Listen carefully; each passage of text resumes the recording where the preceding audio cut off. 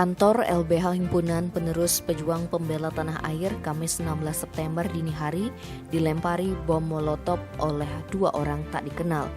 Insiden tersebut membuat heboh warga di sekitar kantor yang berlokasi di Jalan Pidada 13, Banjarsari, Kelurahan Ubung, Denpasar Utara itu. Pengacara John Korasa Sonbai yang dikonfirmasi terkait hal ini menjelaskan, saat kejadian tidak ada orang di kantor. Kejadian diketahui pertama kali oleh tetangga. Dari rekaman CCTV, dua orang tak dikenal datang mengendarai satu sepeda motor Honda Beat berwarna hitam dari arah timur.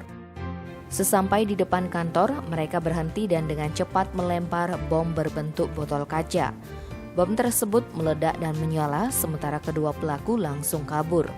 Warga sekitar kantor pun mendengar dan mengetahui ledakan disertai nyala api sehingga bersama-sama mencoba memadamkannya. Beruntung api dari ledakan molotov berhasil dipadamkan dengan cepat, namun kaca pintu kantor tampak pecah akibat lemparan. Lebih lanjut, John mengatakan teror orang misterius telah dilaporkan oleh rekannya Johannes Budi Raharjo ke Polresta Denpasar.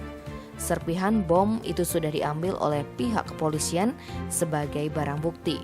Dikonfirmasi mengenai kejadian itu, Kasat Reskrim Polresta Denpasar, Kompol Michael Huta Barat mengatakan kasus tersebut sudah diatensi polisi. Pihaknya meminta masyarakat tidak takut dan tidak beropini. Mantan Kasat Res Narkoba Polresta Denpasar ini menambahkan, petugas juga sudah melakukan pengecekan dari udara melalui satelit, di samping melalui olah TKP dan mengambil keterangan saksi-saksi serta rekaman kamera CCTV di sekitar lokasi kejadian. Tim Bali Express melaporkan.